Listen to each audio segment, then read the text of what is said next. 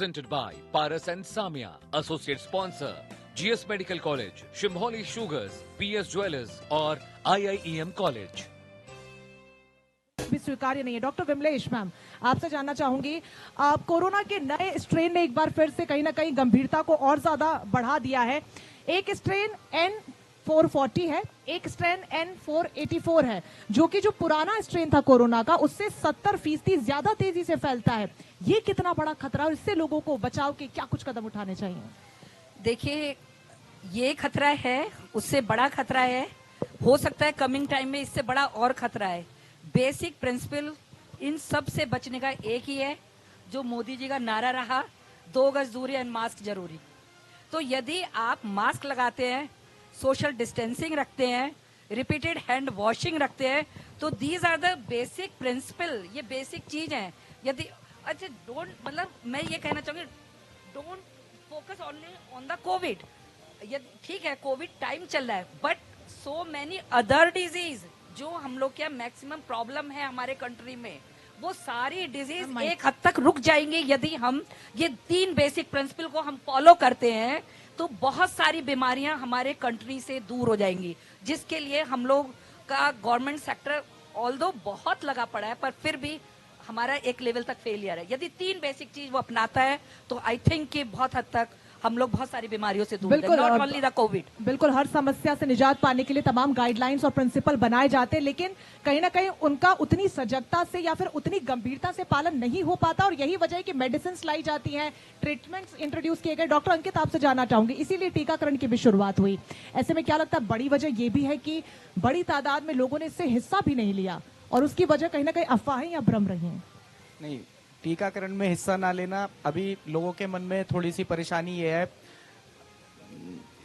सब ये महसूस कर रहे हैं कि साइड इफेक्ट क्या होगा, क्योंकि एक्चुअली ये सब लोगों को मालूम है कि एक जो प्रॉपर क्लिनिकल ट्रायल्स होने चाहिए किसी भी वैक्सीनेशन को लॉन्च करने के लिए, क्योंकि इमरजेंसी वैक्सीनेशन लॉन्च हुई है। इमरजेंसी वैक्सीनेशन में ट्रायल्स का जो एक पूरा प्रोसीजर होता है वो फॉलो हुआ है, लेकिन इमरजेंसी अप्रूवल दिया गया है। इसके लिए मन में थोड़ा सा लोगों को है, अभी लोग वेट एंड वॉच कर रहे हैं। अब वैक्सीनेशन लगी है, मैंने खुद वैक्सीन अपने यहाँ लगवाई है, तो कोई साइड इफेक्ट नहीं है उसमें। और लोगों को बिल्कुल भी, सबसे मैं पहले भी अपील कर चुका हूँ, अभी इस मंच के माध्यम से भी अपील करता हूँ सब लोगों से कि वैक्सीन के कोई भी ऐसा साइड इफेक्ट नहीं है। बहुत ही माइल्ड साइड इफेक्ट है वैक्सीनेशन का, mild fever, injection site pain, myalgia मतलब बॉडी एक, और डायरिया। तो वैक्सीन से किसी को घबराने की जरूरत नहीं है, और अफवाहों में लोग बिल्कुल भी ना जाएं। अफवाहें तो बहुत फैल रही हैं कि वैक्सीन से बहुत परेशानी हो सकती है, तो ऐसा हमने अभी तक 1200 लोग हमारे हेल्थ केयर वर्कर्स वैक्सीनेट हो चुके हैं हॉस्पिटल में, एक भी एडवर्स रिएक्शन का केस अभी तक सामने नहीं आया है जी। और ये बहुत ज्यादा अच्छी बात भी, जोरदार तालियां एक बार इसी के लिए हो जाए। इसी के माध्यम से जागरूकता हम फैला रहे हैं कि कोई भी डरने वाली बात नहीं है, वैक्सीनेशन पूरी तरीके से सेफ है नेताजी, लेकिन अवेयरनेस अभी ना कहीं इसकी कमी देखने को मिल रही है। और यही वजह है कि एक बार फिर से आंकड़े भी यहाँ पर बढ़ते हुए नजर आ रहे हैं, फिर चाहे वो कोरोना महामारी को लेकर अवेयरनेस हो या फिर वैक्सीनेशन को लेकर हो। क्या लगता है, जिम्मेदार कौन है, सरकार या फिर खुद लोग? नहीं, ऐसा नहीं है, वैक्सीन की उपलब्धता भी बराबर है और लोगों को वैक्सीन लग भी रही है, और बहुत जल्द ही ये निजी हॉस्पिटल्स में भी उपलब्ध हो जाएगी, निजी सेक्टर में भी, कि लोग गवर्नमेंट के सेक्टर से जो उपलब्ध हो उस प्रकार से करा लें, बाकी व्यक्तिगत रूप से भी बाजार से क्रय करके या प्राइवेट हॉस्पिटल में जाके वो वैक्सीनेशन करा सकते हैं। थोड़ी सी लापरवाही लोगों के दिमाग में रहती है जो रहनी नहीं चाहिए, बाकी उसको लेकर कोई किसी के दिमाग में कन्फ्यूजन नहीं है कि वैक्सीन कहीं लाभकारी है कि नहीं है। और कोरोना पर अब उत्तर प्रदेश की यदि मैं बात करूं तो आज की तारीख में केवल जो कल के आंकड़े तो केवल 9 केस हमें कल नए मिले हैं, और 2700 केस कुल पूरे प्रदेश में एक्टिव केस हैं। तो कोरोना पर अब काफी नियंत्रण हो गया है, लेकिन हाँ, ये बात सही है जो अभी डॉक्टर साहब ने बात कही, वो सही है कि हम लोगों को इसका अनुपालन करना चाहिए। मास्क और 2 गज की दूरी यदि हमें लेकर चलेंगे तो ये बात सही है कि कोरोना के अलावा भी बहुत सारे संक्रमण होते हैं जो हमारे यहाँ होते रहे हैं, उन संक्रमणों से भी हम लोग बचे रहेंगे, तो वह परिपालन करना आवश्यक है, वो जरूरी है, करना चाहिए। विकास जी, वैक्सीनेशन पर भी तमाम तरह की अफवाहें ज्यादा देखी जा रही समाज में, लेकिन कई नेताओं ने सवाल उठाए थे और वो सवाल सियासी ज्यादा थे, उसके पीछे राजनीति थी। आपको लगता है कि उन लोगों को ऐसे बयानों से बचना चाहिए क्योंकि गंभीर मुद्दा है, और उन लोगों के लिए क्या कहेंगे जो ऐसे लोगों के झांसे में आ जाते हैं, अफवाहों के शिकार हो जाते हैं? देखिए, चूंकि समाज के नेता समाज का प्रतिनिधित्व करता है जी, और ये दुर्भाग्य की बात रही कि विपक्ष के बहुत गंभीर किस्म के नेताओं की तरफ से भी इस वैक्सीनेशन पर प्रश्न चिन्ह उठाया गया। देखिए, नेता जो भी बयान दें, नेता जो भी बात करें, उनको बहुत संभाल के और बहुत अनुशासित तरीके से उनको बयान देना चाहिए। जिस तरीके से यहाँ पर कोरोना की वैक्सीनेशन को किसी पार्टी विशेष से, किसी व्यक्ति विशेष से जोड़कर उसको बोला गया, ये बहुत ही दुर्भाग्यपूर्ण भावना है।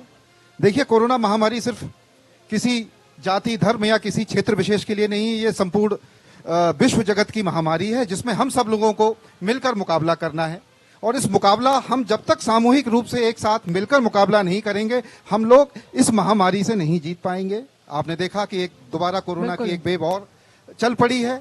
तो मैं तो ये सभी से आग्रह करूंगा और खासकर राजनीतिक दलों के नेताओं से आग्रह करूंगा कि जो भी भाषा का इस्तेमाल करें, इस महामारी को लेकर संयमित भाषा का इस्तेमाल करें और सरकार का जितना भी प्रयास किया जा रहा है उन प्रयासों में उसमें सहयोग करें। बिल्कुल, कहीं ना कहीं सहयोग यहाँ पर पूरा दे रहे हैं। और चूंकि जैसे ही माइक एक्सचेंज यहाँ पर कर रहे थे, नेताजी बार बार सैनिटाइज अपने हाथों को कर रहे थे।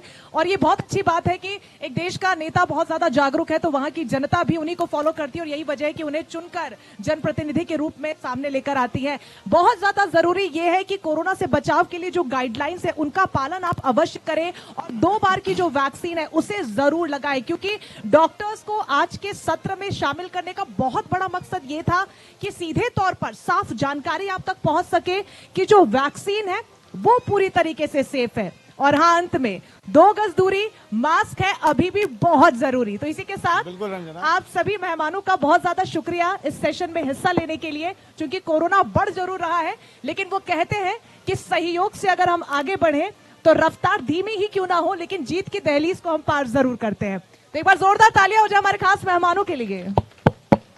बहुत शुक्रिया रंजना और राघवेंद्र। तो तमाम मेहमानों ने चर्चा की और फिलहाल सबसे बड़ी बात वही निकल कर आई कि स्ट्रेन में बदलाव है, कोरोना नए स्वरूप में आ सकता है, लेकिन हमें अपने मूल स्वरूप को नहीं बदलना है और मूल नीति, मूल मंत्र को नहीं बदलना है। हम भी यहाँ पर आए हैं, कई चीजें ऐसी हैं जो थोड़ी बहुत दरकिनार होती हैं, लेकिन बार बार उस पर हम फोकस करते हैं। आगे भी भविष्य में इस पर फोकस रखना। एक छोटा सा ब्रेक हम यहाँ पर लेंगे, उसके बाद अगले सत्र की तरफ बढ़ेंगे। Co-presented by Paras and Samia. Associate sponsor GS Medical College, Shimbholi Sugars, PS Jewelers और IIEM College.